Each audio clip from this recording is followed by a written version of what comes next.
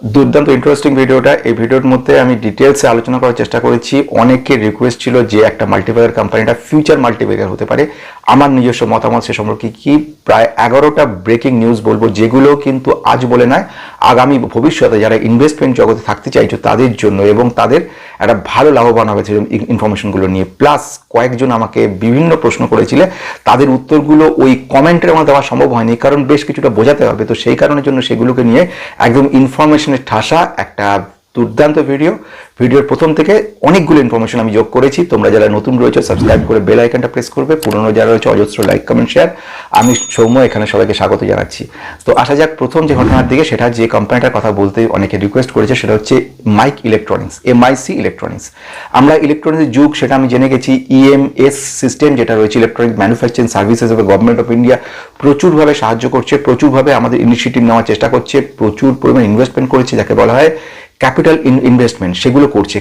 তো ন্যাচারালি আমরা যখন EMS নিয়ে দেখছি তখন এই কোম্পানিটা দেখতে পারি কোম্পানিটা কিসের উপর কাজ করছে, ডিজাইনের কাজ করছে, ডেভেলপমেন্ট হচ্ছে, ম্যানুফ্যাকচার হচ্ছে, সব কিছু তোমার হচ্ছে ইলেকট্রনিক পার্ট এবং LED অর্থাৎ লিকুইড ক্রিস্টাল ডায়োড যেগুলো রয়েছে তার উপরে। তো LCD LED-র উপর কাজকর্ম, LED লাইট তৈরি করে, ডিফেন্স কিছু ইনস্ট্রুমেন্ট তৈরি করছে, এবং যেটা কাজকর্ম করে সেটা হচ্ছে LED যে ভিডিওগুলো সেইগুলো হাই এন্ড যে ইলেকট্রনিক্স পার্টস সেগুলো তৈরি করছে। টেলিকমিউনিকেশন ইকুইপমেন্টের ব্যাপারে এবং ডেভেলপমেন্টের ব্যাপারেও কিন্তু কোম্পানিটা কাজ করছে। মানে কোম্পানিটা সব দিক থেকে একটা দারুণ জায়গা রয়েছে।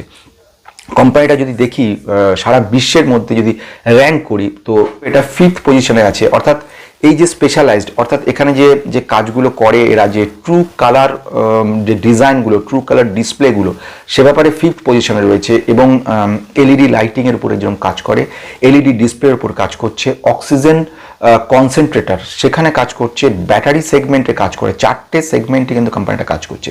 কোম্পানি যদি ক্লায়েন্ট দেখো, অসম্ভব ভালো ভালো ক্লায়েন্ট রয়েছে। ইন্ডিয়ান রেলওয়ে রয়েছে, যেরকম রয়েছে স্টেট ব্যাংক অফ ইন্ডিয়া রয়েছে, লার্সেন অ্যান্ড টুব্রো রয়েছে, তারপরে তোমার এরকম বড় বড় সমস্ত ক্লায়েন্টগুলো রয়েছে, এবং যারা কিনা প্রক্টর অ্যান্ড গ্যাম্বেল রয়েছে, ভারত ইলেকট্রনিক লিমিটেড রয়েছে, তারপরে হচ্ছে BDL রয়েছে। তো এইরকম বড় বড় ক্লায়েন্ট কিন্তু এর সঙ্গে যুক্ত রয়েছে। এই LED রিলেটেড স্পেশালাইজড এরা কোম্পানিটা।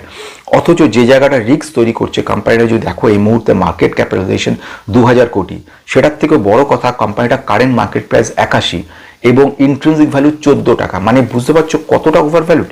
এবং পি যদি দেখো, পি দিকে দেখতে গেলে কিছুটা কিন্তু আন্ডারস্ট্যান্ডেবল, অর্থাৎ 34-35 হচ্ছে পি রয়েছে, আর ইন্ডাস্ট্রিজ পি 75। সেটা হচ্ছে কোম্পানিটা প্রথম দিন থেকে এনলিস্টেড যেটা হয়েছে আজ পর্যন্ত মাত্র 7% রিটার্ন দিয়েছে, অথচ এক বছর রিটার্ন দিয়েছে 188%-এর মতো। অর্থাৎ মানে বলা যায় যে বিরাট একটা চেঞ্জেস। মানে এই ধরনের রিস্কি কোম্পানি যদি প্রথম থেকে ইনভেস্ট হয় তাহলে তার কোনো লাভ নেই। তার মানে বুঝতে পারছো এত বছরের কোনো তার লাভ নেই। অথচ 1-1.5 বছরের মধ্যে যেহেতু EMS ইমপ্রুভমেন্ট হচ্ছে, তখন ফলে এই সব কোম্পানিতে কিন্তু ইনভেস্টমেন্টটা আমি আমার ব্যক্তিগতভাবে মনে করি একেবারে বিরত থাকা ভালো। যদি করতেই হয় খুব সামান্য পরিমাণ করো, যে টাকাটা কিন্তু আমি মনে করি আমার নিজস্ব যে আমার নিজের মত অনুযায়ী আমি কিন্তু ইনভেস্ট আমি নিজে করবো না কখনো। কারণ এই সব কোম্পানিতে কিন্তু রিস্ক থেকে যে একটা বড় টাকা আমি ইনভেস্ট করছি, তারপরে যদি কোনো সময় এটা আবার পড়তে থাকে ন্যাচারালি কোনো একটা সময় সিচুয়েশন, তাহলে কিন্তু অসুবিধা হয়ে যাবে। হয়ে গেল আমাদের ফার্স্ট ঘটনা। এইবারে আসছি একটার পর একটা দারুণ ইন্টারেস্টিং সমস্ত ইনফরমেশনগুলো নিয়ে, ব্রেকিং নিউজকে নিয়ে। 3 নম্বর যে ব্রেকিং নিউজটা নিয়ে কথা বলবো সেটাও খুব ইন্টারেস্টিং। সেটা হচ্ছে পরাস ডিফেন্স অ্যান্ড স্পেস টেকনোলজি। কোম্পানিটা খুব রিস্কি কোম্পানি। কোম্পানি এক বছর রিটার্ন 92% দিয়েছে। কোম্পানিটা কিন্তু একটা সময় আমি দেখেছিলাম, সেটা হচ্ছে আমি এতে ইনভেস্টেড রয়েছিলাম অনেক ধরে। আমি জুন 2022 থেকে দেখেছি প্রায় মার্চ 2024 পর্যন্ত পুরো ফ্ল্যাট ছিল, কোনো মুভমেন্ট। যেখানে HAL বলো, BDL বলো, ভারত ইলেকট্রনিক লিমিটেড বলো, সবাই দৌড়েছে, দারুণভাবে রিটার্ন দিয়ে। সেখানে কিন্তু পুরোপুরি স্টপ হয়েছিল। এটা কিন্তু একটা ব্যাপার। কিন্তু অথচ কোম্পানিটা কিন্তু খারাপ কোম্পানি নয়, অবশ্যই রিস্কি কোম্পানি। আবার সেকেন্ড পয়েন্ট অফ ভিউ থেকে কোম্পানিটা কিন্তু এই মুহূর্তে পি অসম্ভব বেশি রয়েছে, মানে 170 পি রয়েছে এর, যেখানে ইন্ডাস্ট্রিজ পি 91, খুব বেশি। যেটা ব্রেকিং নিউজ সেটা হচ্ছে গভর্নমেন্ট কিন্তু লাইসেন্স দিয়েছে এদেরকে স্পেশাল এক ধরনের ক্যামেরা, লং ভিশন ক্যামেরা, যেগুলো শুধু ডিফেন্স সেক্টরের কাজে লাগে, এবং নাইট মোড ক্যামেরা, এই ধরনের ক্যামেরার উপরে বেশ কিছু লাইসেন্স দিয়েছে, অর্ডার দিয়েছে। ফলে আমরা দেখবো আগামী দিনে কিন্তু কোম্পানিটা কাজে লাগবে। ইন্ডিয়ান আর্মিতে কিন্তু এদের বেশ কিছু কাজে লাগছে এবং ক্লায়েন্ট কিন্তু বড় বড় ক্লায়েন্ট রয়েছে। তো রেজাল্টের অপেক্ষায় আমরা আছি, রেজাল্টের পরে বোঝা যাবে। সিচুয়েশন অবশ্যই ওভারভ্যালুড, 5000 ক্যাপিটাল রয়েছে, মানে মার্কেট ক্যাপিটাল 5000 রয়েছে, ফলে এই সব কোম্পানিগুলো কিন্তু রিস্ক তৈরি করে এবং বহুদিন তোমার টাকাটা কিন্তু আটকে রাখতে পারে। কিন্তু যদি লং ভিশন থাকে তোমার, তাহলে কিন্তু কোম্পানি খারাপ নয়।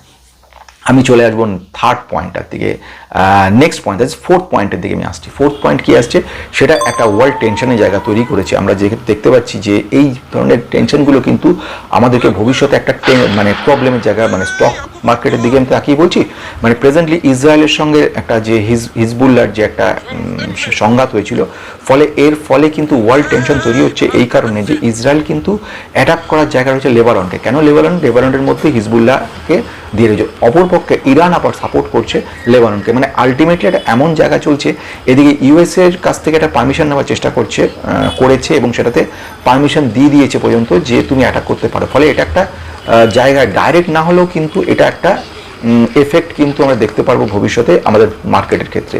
তো এইটার দিকে কিন্তু নজর রাখতে হবে। তো আমি নেক্সট জায়গায় চলে আসবো পরের পয়েন্টটার দিকে, দ্যাট ইজ আমি যদি বলি মিউচুয়াল ফান্ডের দিকে। মিউচুয়াল ফান্ড যারা ডাইরেক্টলি স্টক সম্পর্কে বোঝে না, তারা কিন্তু এই মার্কেটটাকে রীতিমতো যাকে স্টাডি করছে, মার্কেটে প্রচুর ইনভেস্ট করছে, মানে আনবিলিভেবল ইনভেস্টমেন্ট হচ্ছে। মানে এই মুহূর্তে যাকে বলা হয় অ্যাসেট আন্ডার ম্যানেজমেন্ট বা AUM, সেটা কিন্তু দাঁড়িয়ে গেছে বিরাট, মানে 61.33 লাখ ক্রোর্স, মানে এক্সাক্ট 61,33,227 কোটি। এত বিরাট একটা অ্যাসেট আন্ডার ম্যানেজমেন্ট, মানে তুমি আমরা যারা মিউচুয়াল ফান্ডে ইনভেস্ট করছি, তারা যেখানে টাকাটা রাখছি, সেই টাকাটা সমস্ত পরিমাণটা মিলিয়ে কিন্তু একটা অ্যাসেট আন্ডার ম্যানেজমেন্ট তৈরি হয় পার্টিকুলার একটা কোম্পানি। যেরকম মনে করো এইচডিএফসিতে প্রচুর মিউচুয়াল ফান্ড রয়েছে। যেরকম মনে করো না HDFC mid cap opportunity fund, HDFC small cap, HDFC large cap, HDFC thematic যে সমস্ত গুলো রয়েছে, এইচডিএফসি ডিফেন্স রয়েছে, সবগুলো। তো এদের সমস্তগুলো টাকা যেখানে যেখানে আমরা জমা করছি এইচডিএফসি, সবগুলো মিলিয়ে কিন্তু এইচডিএফসির AUM বোঝায়। তো আমি যদি দেখে নিই এই সিচুয়েশনে, তো আমি যদি মিউচুয়াল ফান্ডে কীভাবে জমা হচ্ছে, এপ্রিল মাসে প্রায় 18,900 কোটি কিন্তু জমা হচ্ছে শুধু এক মাসের মধ্যে। আমি যদি দেখি মে মাসে প্রায় 31,600, উত্তরোত্তর বাড়ছে এবং বাড়ার পরিমাণ এক এক মাসে বহুগুণ, প্রচুর। এবার জুন মাসে যদি দেখো 40,537 কোটি, মানে এপ্রিলে ছিল মোটামুটি 18,000 কোটি, সেটা গিয়ে মে থেকেই 34,000 কোটি দাঁড়ালো। 34,000 কোটি থেকে জুনে গিয়ে 40,587 কোটি, মানে কত গুণ কিন্তু কনস্ট্যান্টলি বাড়ছে। তো এটা একটা বিরাট বড় জায়গা। ফলে আমরা যে স্টকগুলোর দিকে নজর রাখবো, যেরকম ক্যাম্পস কিন্তু একটা বড় ইনভেস্টমেন্ট হয়ে থাকে এদের, ফলে ক্যাম্পসের কিন্তু একটা পজিটিভ জায়গা কনস্ট্যান্ট তৈরি হবে এবং চলছে। সিডিএসএলও সেম ওয়েতে, এরাও কিন্তু ডিপোজিটরি বলা হয়। এরাও কিন্তু যত ইনভেস্টমেন্ট হচ্ছে তার একটা পার্সেন্টেজ ট্রানজাকশন যা হচ্ছে এরা পায়, ফলে এটা একটা মনোপলিস্টিক বিজনেস এদের ক্ষেত্রে, ফলে এরাও কিন্তু একটা বড় অ্যামাউন্ট পাবে। ফলে এই ক্ষেত্রে সিডিএসএলও কিন্তু একটা পজিটিভ জায়গা রয়েছে বলে মনে করো নেওয়া হচ্ছে। নেক্সট আমি খবর আসছি 6 নম্বর, interesting very, Adani energy. Adani এনার্জিতে একটা বড় মাত্রা ফান্ড রেজিংয়ের কাজ চলছে। তো ফান্ড রেজিং কথার অর্থ হচ্ছে কোম্পানিগুলো বিভিন্ন বাইরে থেকে কিন্তু ফান্ড পায়। মানে কিরম পায় আমি বলছি, যারা QIP বলা হয়, QIP নিয়ে মানে তুমি মনে করো কোয়ালিফাইড ইনস্টিটিউশনাল ইনভেস্টর যারা বিদেশে রয়েছে, ইন্টারন্যাশনাল সারা বিশ্বে, তাদের কাছে এরা কিন্তু একটা দাম প্রেস করে যে আমি ফান্ড চাইছি, যত ফান্ড আমার বাড়বে তত আমি কি করব, আমার বিজনেসটাকে বাড়াতে পারবো। ফলে এই সিচুয়েশন দাঁড়িয়ে যেটা রয়েছে, সেখানে কিন্তু ওরা যেটা বলছে 6,000 কোটি টাকা ওরা ফান্ড বাড়াতে চাইছে আদানি এনার্জি থেকে। ফলে এর জন্য তারা যে প্রাইস রেখেছে 1,027 টাকা, আমি যদি কারেন্ট মার্কেট প্রাইস দেখি 1,800 টাকা, মানে প্রায় প্রচুর ডিসকাউন্টে, হেভি মাত্রা ডিসকাউন্টে ওরা কিন্তু দিচ্ছে। ফলে আদানি এনার্জি কিন্তু পড়বে। এটা একটা ঘটনা, কারণ একটা লোক যখন কিনবে, সে 1,800 টাকা থেকে বাজার থেকে কেন কিনবে যখন সে ডাইরেক্টলি প্রাইস পাচ্ছে 1,027 টাকা। তো সেই জন্য কিন্তু একটা জিনিস দেখতে পারবো, সেটা আমরা যে মার্কেটে কিন্তু আদানি এনার্জির একটু পড়বে, আর দ্বিতীয়ত যে ফান্ড রেজটা প্রচুরভাবে হবে। তো এই একটা ঘটনা গেল। তো যদি কখনো এই ধরনের স্টকে ইনপুট করতে হয় আদানি এনার্জি, আমি ব্যক্তিগত আদানিতে খুব বেশি ইনভেস্টেড নই, একেবারেই নই। আর যদি কেউ ইনভেস্ট করতে 1,200 মোটামুটি বাইং রেঞ্জ, সেই 1,200-র কাছাকাছি, মানে 1,027, 11-1200 এলে তখন তুমি এটা নেওয়ার চিন্তা ভাবনা করতে পারো। আমি চলে আসবো নেক্সট 7 নম্বর পয়েন্ট। অনেকেই বলছিলে RVNL-কে নিয়ে, RVNL railway Vikas Nigam limited. আমি বহুদিন ধরে কোম্পানিটা বলে আসছি। আজকে যে কথাটা বলা সেটা হচ্ছে যে নতুন অর্ডার পেয়েছে কিছু, এটা হচ্ছে হিমাচল প্রদেশ থেকে বেশ কিছু অর্ডার, প্রায় 739 কোটি টাকার উপরে কিন্তু একটা অর্ডার এসছে ওদের কাছে। এবং এর ফলে আমরা দেখতে পারবো যে আরও মানে এদের কি হচ্ছে কনস্ট্যান্ট অর্ডার পর অর্ডার পেয়ে যাচ্ছে, 1 বছরে 386%। 5 বছরে যেসব কোম্পানি দেখাতে পারে না যে জায়গা, এরা 1 বছরে দেখিয়েছে। এবং মানে 1 বছর আগে 124 টাকা যেটা দাম ছিল সেটা এখন 600 টাকা দাঁড়িয়েছে। মানে ওভার ভ্যালুড লেভেলটা কত গুণ গেলে তবে এই জায়গা পৌঁছতে পারে। প্রচুর অর্ডার পর অর্ডার পাচ্ছে ঠিক কথা, কিন্তু রেজাল্ট আমরা দেখবো রেজাল্টটা কি দাঁড়ায়। তো এখন ইনভেস্টমেন্ট একেবারেই নয়, লেভেল মোটামুটি 450, 460, 70 না আসা পর্যন্ত কিন্তু ইনভেস্ট করা যাবে না। প্রচুর সিচুয়েশন দাঁড়িয়েছে, রেজাল্টটা একটা ইম্পর্টেন্ট জায়গা। তো হিমাচল প্রদেশে যে কাজ ওরা করছে ইনফ্রাস্ট্রাকচারের উপরে কাজ করছে, ফলে ইনফ্রাস্ট্রাকচার ব্যাপারেও কিন্তু এদেরকে একটা জায়গা তৈরি করছে। তো আশা রাখবো যে এই কোম্পানির ভবিষ্যতে আমাদেরকে ভালো রিটার্ন দেবে। এখন কোনো ইনভেস্টমেন্টের কথা বলছি না। নেক্সট আমি যাব, সেইটা হচ্ছে ব্রেকিং নিউজ নয়, কিছু রিকোয়েস্ট করেছিল। যেরকম একজন আমাকে তীর্থঙ্কর রিকোয়েস্ট করেছিল, বলেছিল যে খাতায় লেখার ধারণাটা দেওয়ার জন্য। খাতায় লেখার ধারণা মানে ও যেটা বলতে চেয়েছে সেটা হচ্ছে যে আমি এখন যদি কিভাবে খাতায় লিখে, মানে তোমাকে লিখতে হবে খাতায়, মানে আজকে তুমি যখন কোনো একটা স্টকে ইনভেস্ট করবে তখন তুমি স্টকটার নাম লিখছো, কারেন্ট বাইং প্রাইস তুমি কত দামে কিনছো লিখছো, কেন কিনছো রিজন দিচ্ছ 1 2 3 4 করে। আমি এই কারণের জন্য, প্রথম আমার দেখে মনে হচ্ছে সেলস গ্রোথ ভালো, আমার দেখে মনে হচ্ছে বিজনেসটা ভবিষ্যতে ভালো করবে, আমার দেখে মনে হচ্ছে আগামী দিনে এই কোম্পানিটা দুর্দান্ত করবে, কারণ রিজনগুলো 1 2 3 4 5। আমার ডিভিডেন্ড কন্টিনিউ ভালো দিচ্ছে, প্রোমোটারের সংখ্যা 60% অ্যাবভ রয়েছে, আমার মনে হচ্ছে ভালো। আমার মনে হচ্ছে নেগেটিভ কোন দিক, আমার মনে হচ্ছে প্রোমোটার 60% অ্যাবভ রয়েছে ঠিকই, কিন্তু এফআইআর ডিআই কেউ নেই আমার কাছে। আমার মনে হচ্ছে সেলস গ্রোথ ভালো, কিন্তু যেহেতু কম্পিটিশন আগামী দিনে আসছে, সো কম্পিটিশনে আমি যে দাঁড়াই সেখানে এই বিজনেসটা কিন্তু কম্পিটিশনে অনেক বড় বড় কম্পিটিটর আছে, ফলে ভবিষ্যতে এই জায়গায় নাও আসতে পারে। ম্যানেজমেন্ট ভালো রয়েছে ঠিকই, কিন্তু ম্যানেজমেন্ট তরফ থেকে ডিভিডেন্ড ভালো দিচ্ছে না। তো এই জিনিসগুলো কিন্তু তোমাকে সব খাতায় নোট করতে বলছি। প্লাস আরেকটা গুরুত্বপূর্ণ একটা পাতা রাখবে, যেখানে কিন্তু Q1 result, Q2 result, Q3 result, Q4 রেজাল্টগুলো কেমন করছে লিখে রাখো। এবং বাইং যেখানে রেঞ্জ লিখে রেখেছো সেখানে তুমি মোটামুটি একটা হিসেব করো যে 52 উইক হাই থেকে কত ডাউনে রয়েছে, সেই হিসেব করে নিজে একটা ক্যালকুলেশন করে তোমার বাইং অ্যামাউন্টগুলোকে ঠিক করতে যাও। এটা সম্পূর্ণ তোমার ব্যাপার, আমি বলছি আমি এইভাবে করি। তো খাতায় লিখে করাটা কোনো একদম হার্ড অ্যান্ড ফাস্ট রুল নেই, কিন্তু খাতায় লেখা মানে ইন ফিউচারে কোনো না কোনো দিন যখন তুমি খাতার পাতা উল্টাবে তখন তোমার ওই ব্যাপারগুলো মনে হবে। যখনই কোনো স্টককে বিক্রি করতে যাবে তখনই তোমার মনে পড়বে খাতাটার কথা, খাতাটা উল্টে তখন দেখবে কেন আমি নিয়েছিলাম আর তখন আমি কি মনে করেছিলাম, নিজের কনফিডেন্সটা বহুগুণ বেড়ে যায়। এই জায়গাটাকে মনে রাখবে। হয়ে গেল এই জায়গাটা। আরেকজন বলেছিল ম্যানেজমেন্ট কিভাবে বুঝবো, এটাকে অ্যানুয়াল রিপোর্ট পড়ে আমি বুঝতে পারছি না। তো ওর কথা প্রসঙ্গে বলা দরকার, ম্যানেজমেন্টটা বোঝাটা হচ্ছে ভীষণ কঠিন। এটাকে মানে মিস্টার বাফেটের কথা অনুযায়ী বা যারা বড় বড় রয়েছেন ইনভেস্টার তাদের কথা অনুযায়ী প্রায় ইম্পসিবল। তোমাকে গিয়ে তো ম্যানেজমেন্টে তুমি যারা সিও এমডি রয়েছে তারা কি খারাপ বলবে কোম্পানি সম্পর্কে? কোনোদিন খারাপ কথা বলবে না। ফলে তুমি এমডি সিওর কাছ থেকে কোনো ভালো ইনফরমেশন পাবে না। বাজারে চলতি যে ব্যাপার তাদের কাছে পাবে কিছু এমপ্লয়ীদের কাছ থেকে, সেটা পাওয়া বুঝতেই পারছো কত কঠিন। তোমাকে গুগল সার্চ করতে হবে, তোমাকে চ্যাট জিপিটিতে গিয়ে কিছু সাহায্য নিতে হবে, সেখানে গিয়ে কোম্পানি সম্পর্কে জিজ্ঞেস করতে হবে যে আমি এই মুহূর্তে কোম্পানিটা ইনভেস্ট করতে চাইছি, ম্যানেজমেন্ট আপনার কি মনে হচ্ছে। তো এই জায়গা থেকে ও কিন্তু উত্তর দিয়ে দেবে। বা কোয়ারি কিছু করো সেখান থেকে, বা ম্যানেজমেন্ট সম্পর্কে কোয়ারিতে গুগলে কি কোয়ারি করো সেখান থেকে তোমাকে কিন্তু উত্তর দিয়ে দেবে। তো এই জায়গা একটা জায়গা রয়ে গেল।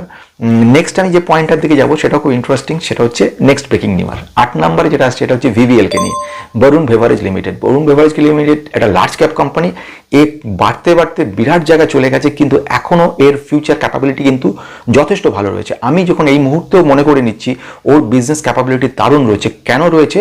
কারণ এই যে পেপসি ব্র্যান্ডটা নিয়ে ওর কিন্তু 1990 সাল থেকে পেপসি ব্র্যান্ডের কাজ শুরু করে, এখন ও পেপসিটাকে মানে কনস্ট্যান্টলি স্প্রেড করছে। ওর যদি তুমি দেখে নাও, আমি আগের দিন দেখলাম কারেকশন বলে অনেকে আমি জিজ্ঞেস করছিল, তো সেই জন্য উত্তরটা দিচ্ছি যে ব্যাপারটা সেটা হচ্ছে যে 1 বছরে 100% রিটার্ন দিয়েছে, 5 বছরে 1000% রিটার্ন দিয়েছে। কোম্পানিটা সেলস গ্রোথ দেখো 10 বছরে 22% এবং 22% সিএজিআর বাড়ছে, 5 বছরে 26%, 3 বছরে 35% সিএজিআর। মানে যদি কোনো কোম্পানির ক্ষেত্রে বা কোম্পানিগুলোর ক্ষেত্রে প্রফিট গ্রোথ এবং সেলস গ্রোথ উত্তরোত্তর বাড়তে থাকে, কোম্পানিগুলোতে কিন্তু অপরচুনিটি ভালো তৈরি হয়। ফলে এই ধরনের কোম্পানিগুলো কিন্তু আগামী দিনে অনেক সুযোগ দেবে। সেলস ডিস্ট্রিবিউশন বাড়াচ্ছে এবং তুমি একটু লক্ষ্য করে দেখবে যে এই কোম্পানি ম্যানেজমেন্টে দুর্দান্ত রয়েছে এবং প্রেজেন্ট খবর অনুযায়ী স্টক কিন্তু স্প্লিট হতে চলেছে 2:5, মানে তোমার কাছে যদি 5টা থাকে তুমি 2টো পাবে। তো এই রেশিওতে কিন্তু তুমি স্টকটা পেতে পারো মানে আগামী দিনে, এবং 1 টাকা 25 পয়সা করে পার স্টক হিসেবে কিন্তু ডিভিডেন্ডও দেবে। ফলে ফলে ডিভিডেন্ড, স্টক স্প্লিট এইগুলো কোনোদিনই আমাদের কিন্তু টার্গেট নয়, আমাদের টার্গেট হচ্ছে গ্রোথটা। আমি এই মুহূর্তে কাউকে ইনভেস্ট করতে বলছি না যে সেলস, যে ডিভিডেন্ড পাওয়ার জন্য বা স্প্লিট দেওয়ার জন্য, একদমই না। বরঞ্চ যারা অলরেডি ইনভেস্ট করে আছে বছর পর বছর ধরে, তারা আজকে নাচবে, কারণ তারা একটা বিরাট দারুণ গ্রোথ কিন্তু নিজের চোখে দেখবে এবং ন্যাচারালি আমাদের কেক সেই গ্রোথ দিয়ে এসছে। প্রফিট সিএজিআরও দুর্দান্ত, এও খুব সুন্দর রয়েছে, সেলস গ্রোথ রয়েছে। আগামী দিনে খুব এক্সপেক্ট করব কোম্পানিটা ভালোভাবে কাজ করবে। এখন যে ঘটনাটা সেটা হচ্ছে কোয়ার্টারলি প্রফিটও কিন্তু খুব বেড়েছে। আমরা যেটা দেখলাম সেটা প্রায় 26% মতো কিন্তু জাম্প করেছে এবং 1262 কোটি মোটামুটি প্রফিট দাঁড়িয়েছে।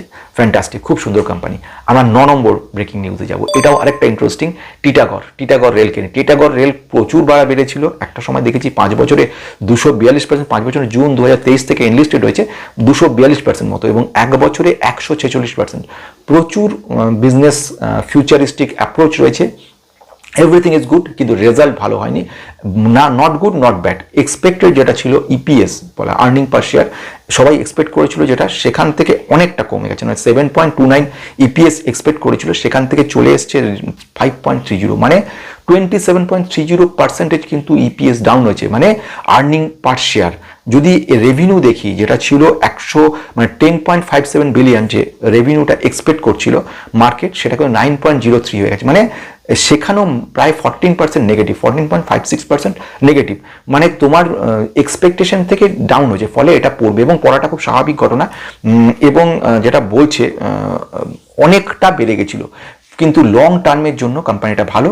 এবং আমি যেটা মনে করে নিচ্ছি এখনো এই সিচুয়েশনে প্রায় আগের বারও কিন্তু পড়েছিল, প্রায় 20% মতো পড়েছিল গতবার, যখন মোটামুটি 20-30% কিন্তু এরা ডাউন হতে পারে। 1682 মোটামুটি কাছে রয়েছে, কিন্তু আমি যেটা মনে করছি 1500 হচ্ছে ফার্স্ট বাইং লেভেল, মানে 1500 আগে কোনো মতে ইনভেস্ট করার ব্যাপার না।